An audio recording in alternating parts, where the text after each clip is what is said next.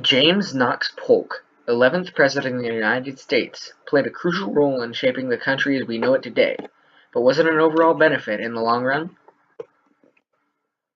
James Polk started out in politics in Tennessee as a member of the House of Representatives. He was a large supporter of Andrew Jackson and his views on changing the country's central bank as well as states' rights, so much so that he eventually gained the nickname Young Hickory in respect to Old Hickory, which referred to Jackson. While campaigning for president, Polk promised that he would only serve one term. He would go on to fulfill this after his first term ended, as he did not run for re-election. This would be the first time a president had voluntarily served a single term. Polk also had a set of 4 major goals that he would go on to complete in his presidency, 2 of which being the reduction of foreign tariffs to help the southern states economically, and the reinstitution of an independent treasury for the federal government. Of his most notable achievements, the most important one was the acquisition of territories on the west coast of North America. This was very significant to the American people at the time, as it had fulfilled a centuries-long belief that America was destined to stretch from coast to coast. Of course, this territory was not obtained easily. During the annexation of Texas, a border dispute broke out, causing a 2-year-long war between Mexico and America that resulted in the acquisition of territories that would later become parts of New Mexico, Utah, Nevada, Arizona, California, and Texas. Later in his presidency, Polk had started to negotiate with the British. He wanted the Oregon Territory, which encompassed modern-day Oregon and more land to the north.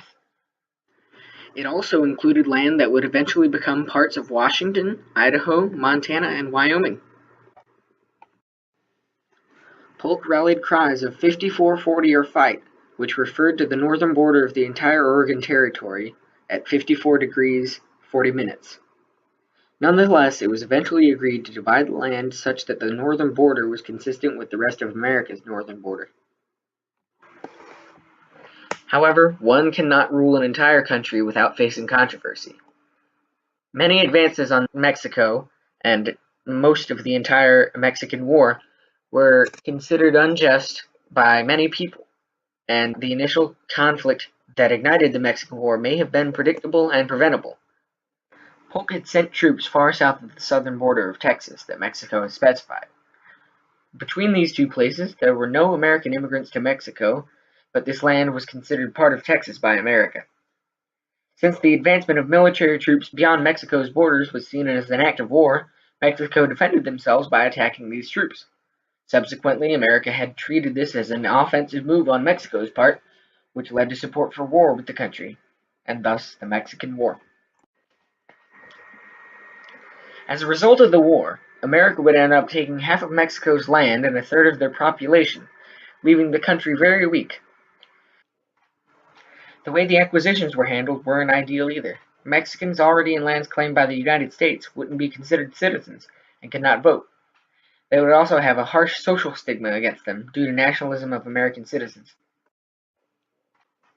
Furthermore, the admission of Texas into the Union reignited the slavery question and raised sectional conflicts, which undoubtedly led to the Civil War, which was the war with more American casualties than had been seen before or since. All of this begs the question, did the presidency of James K. Polk benefit America? Polk has done a lot of things for this country. The reestablishment of an independent treasury and the reduction of tariffs greatly benefited the economy at the time. And even more so, Polk's treasury continued in one form or another until December 23, 1913, when it was replaced by the Federal Reserve System. Although the Mexican-American War was a troublesome and controversial time in America, it led to one of the largest land acquisitions since the Louisiana Purchase, and the symbolic and patriotic achievement of Manifest Destiny. And that's on top of the acquisition of the Oregon Territory. Reopening the slavery question also would eventually lead to the complete abolishment of slavery, and less sectional conflict than the country had seen in decades, although things would get much worse before they got better.